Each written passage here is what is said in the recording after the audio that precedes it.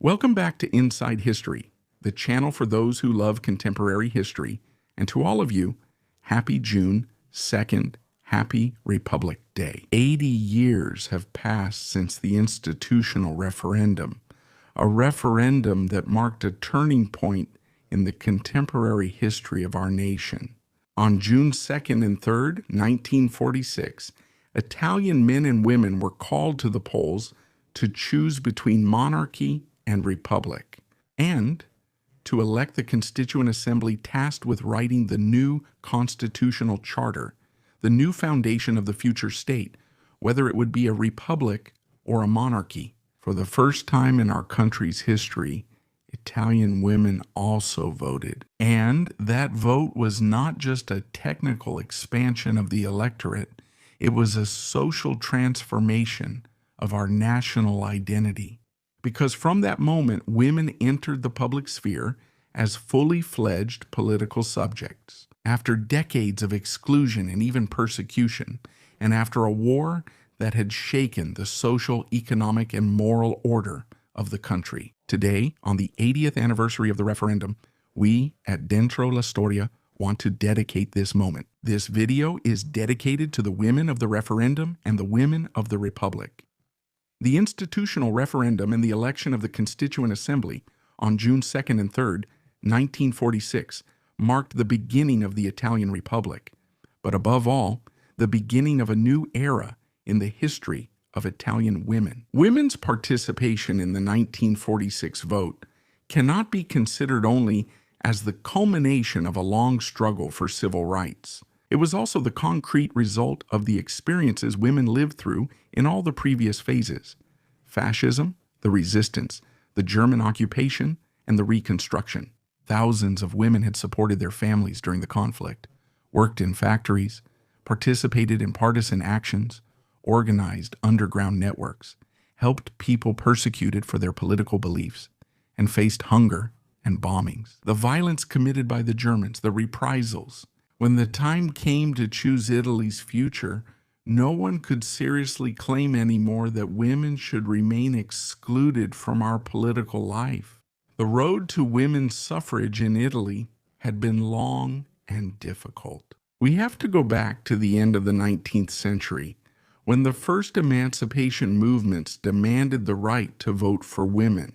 But at that time, their demands had been rejected by a political class still deeply tied to the past, to a patriarchal view, and linked to wealth and property. People didn't vote based on age. They voted according to their social status.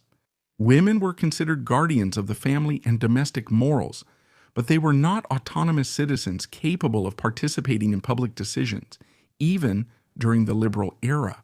When male suffrage was gradually expanded, women's right to vote remained excluded from the main political debate. At the beginning of the 20th century, some important figures of Italian feminism, such as Anna Maria Nozzoni or Maria Montessori, denounced the injustice of this exclusion. Secular and Catholic women's associations had promoted campaigns, conferences, and even petitions, but in the Italian political system, the demand for emancipation remained ignored, and despite the fact that the First World War had shown that without the fundamental contribution of women in the economy and social life, the war probably would not have been won. Women had taken the place of men sent to the front, working in the fields, in factories, and even driving trams. It was an early example of emancipation in practice, but what was missing was recognition. The recognition of their role. The rise of fascism had only made the situation worse. Yes, it's true, the regime had given women the opportunity to study, but without any job prospects. It had given them false hope, and then plunged them into a rigidly traditional view of the female role. Women were celebrated only as mothers and wives, destined to ensure the nation's population growth. Perhaps that growth came with more education, but without any real recognition of equality. Fascist policies had discouraged women's work and had limited women's access to professions. On the political level, women had remained excluded from any real democratic participation, also because the regime in a short time had abolished all parliamentary freedoms. And yet, During fascism itself, many women had developed a new political awareness. Some took part in the underground anti-fascist movement. Others developed politically in Catholic organizations or social movements during the Second World War. Women's involvement in public life inevitably increased. Once again, with men at the front, working in war industries, or as prisoners of war, women were forced to take on economic and family responsibilities. After September 8, 1943, everything changed again. Thousands of women consciously chose to join the resistance movement. The partisan women played fundamental roles: couriers, nurses, organizers of support organizations. Armed fighters, responsible for communications between the brigades and the cities. Without their contribution, the resistance would have faced enormous operational difficulties. Many of them were arrested, beaten, tortured, deported, killed. The experience of the resistance also had decisive symbolic significance. Women demonstrated organizational skills, political courage, and civic sense. This helped to change the image of women. There is one year in particular, 1944, when the UDI, the Union of Italian Women, was founded. It's an association mainly connected to the left-wing anti-fascist movement. On the other side, in the Catholic world, there is the CIF, the Italian Women's Center. These organizations share a goal, which is the civil and political emancipation of women. The right to vote becomes a concrete and immediate demand, to the point that the Bonomi government, a national unity government, recognizes women's suffrage with a legislative decree of February 1, 1945. Italian women gain the right to vote, but initially they cannot be elected. Only the right to vote, not the right to be elected. But a few months later, this barrier also falls, a historic turning point. The first administrative elections of 1946 offer a preview of what would happen on June 2nd and 3rd. In many cities and towns, women go to the polls with emotion and a sense of responsibility. The chronicles of the time describe orderly lines, elegant clothing, a solemn atmosphere. Many female voters choose to keep their ballot as a symbol, the symbol of a dignity they have achieved. The referendum of June 2 therefore takes on a double meaning. On one hand, the choice between monarchy and republic. On the other hand, the definitive entry of women into democratic citizenship. The referendum campaign, moreover, had actively involved women. The political parties had tried to win over that new female vote with those posters, with those rallies, even with those newspaper articles. Christian democracy, for example, relied heavily on the female Catholic electorate, emphasizing the value of family and social stability. The left-wing parties, on the other hand, insisted on the role of women in the resistance, on the need to build a more advanced, more modern, more inclusive democracy. Unfortunately, it must be said women's vote was also interpreted through stereotypes.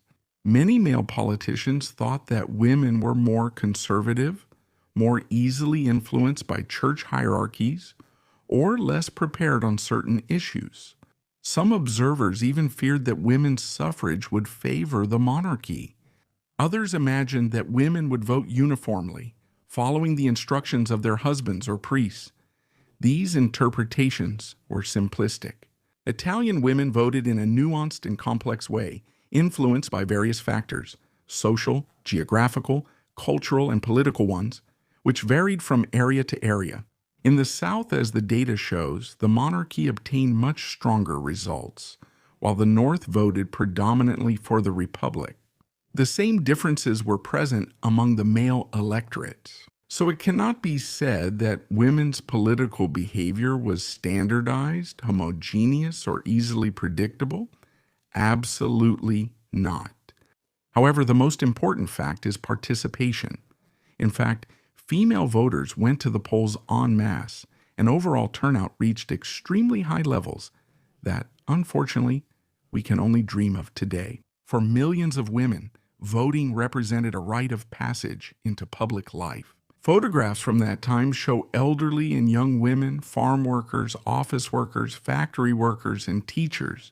For all of them, there was excitement and that excitement was tied to a historic turning point. Some arrived at the polling stations accompanied by their children, while others still bore the marks of war, poverty, and hardship. After all, Italy in 46 was a devastated country.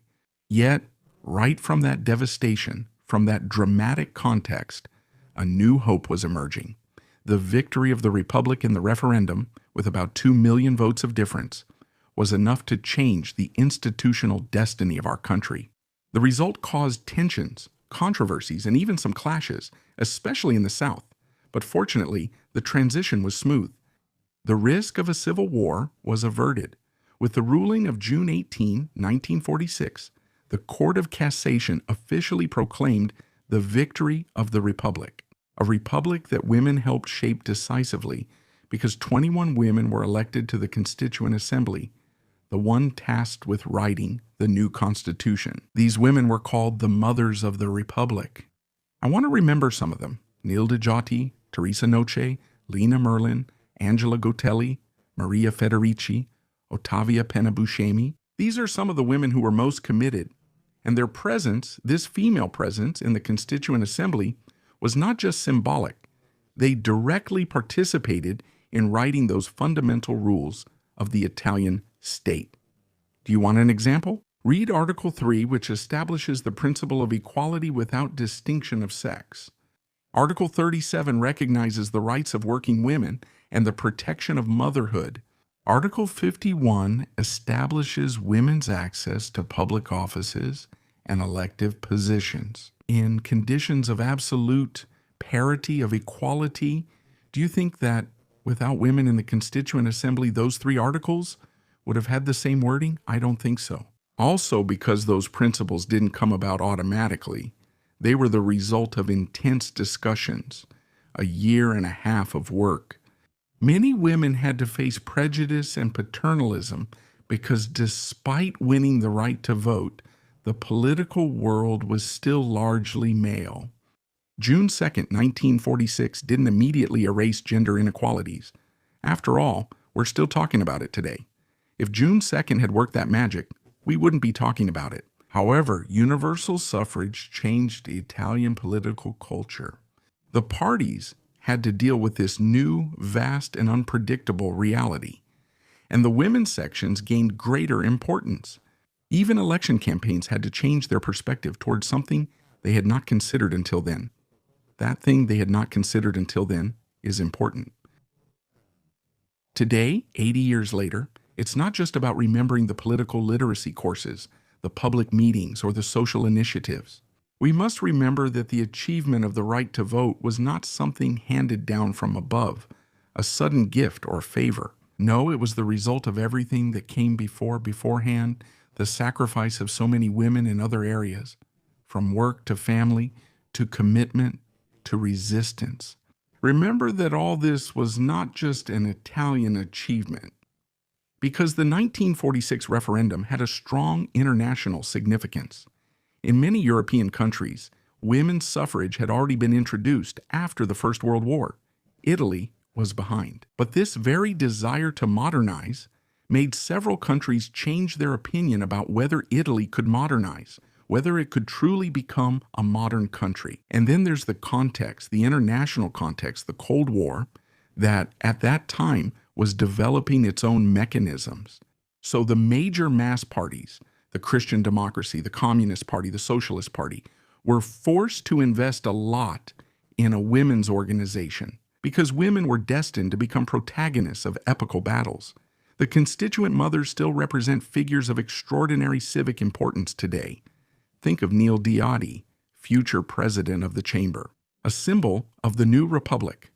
Teresa Noce brought to the Constituent Assembly her experience as a worker, as well as her anti-fascist background. Lina Merlin fought against the discrimination of women and would become famous years later for the law that bears her name and abolished brothels. Angela Gotelli represented democratic Catholicism committed to social promotion. These women were not just individual exceptions. They were the product of a collective transformation that had involved millions of Italian women. The referendum of June 2 made this transformation visible to the entire country. Even today, Republic Day celebrates not only the birth of Republican Italy, it celebrates the birth of a truly universal citizenship. The relationship between women and the Republic remains central even today.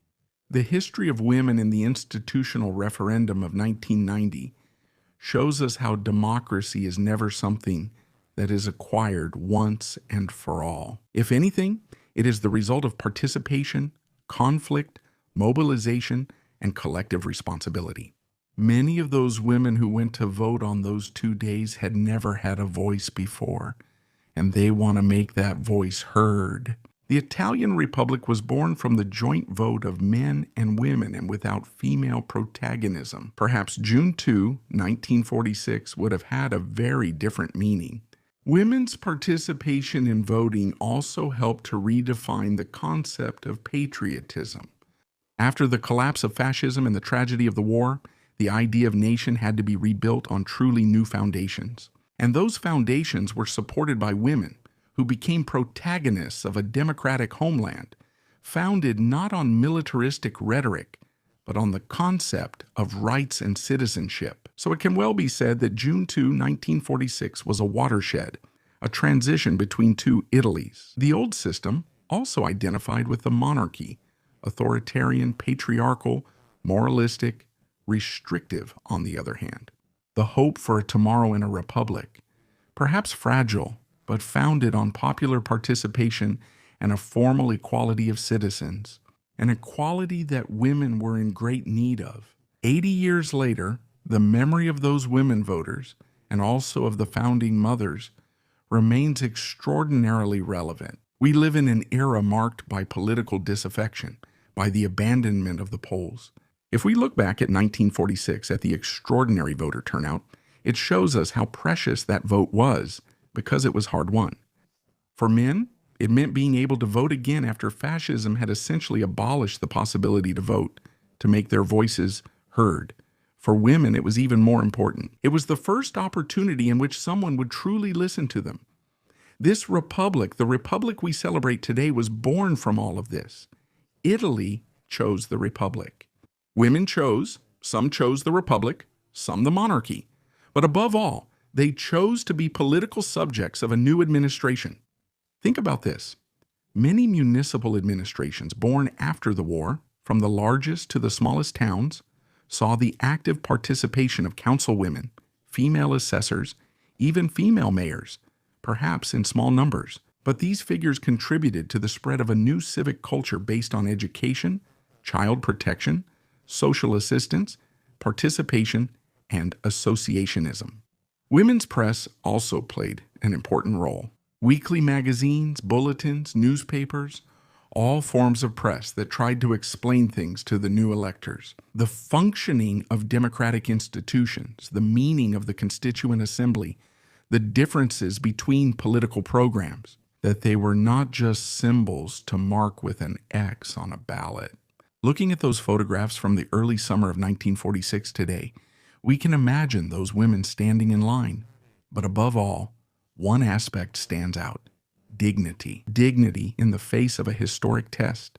There was poverty, there were difficulties, yet voting felt like a celebration, a civic celebration. Women went to the polling stations trying to take care of their appearance, to show their dignity, even though the cities were in ruins, devastated. The referendum of June 2 remains a turning point in Italian cultural history as well. From that moment on, no political force could ever ignore the presence of women in our social life, let alone in a public space. The symbolic dimension of women's vote was immediately perceived by everyone. Just think, the foreign correspondents of the press present in Italy all wrote about the long lines at the polling stations and the enthusiasm that spread among all the women voters. And they all wrote that these were clear signs of Italy's democratic rebirth after 20 years of dictatorship and a devastating war. The image of Italian women standing in line to take part in the referendum seemed like the concrete representation of a real nation that was asking for just one opportunity to start over, to reinvent itself. Another fact should not be forgotten. Women's suffrage also transformed private and family relationships. In families where previously only the head of the household had the right to speak, especially on political matters, for the first time it was possible to have a conversation as equals, a discussion, a debate, sometimes even tensions within families. But all this helped to introduce a new civic awareness. The young women born in the 1920s and 1930s, who had initially known only fascism and its symbols, educated in a system that required and exalted absolute obedience and female subordination, had experienced that breath of freedom in an incredible way. Even the method of work was influenced by the new female citizenship. Think about the labor unions that were, we can say, forced to intensify the involvement of female workers. And they had to start raising the issue of equal pay and social protections more strongly, something that continues even today. The Republican institutions themselves had to gradually learn to deal with the presence of women.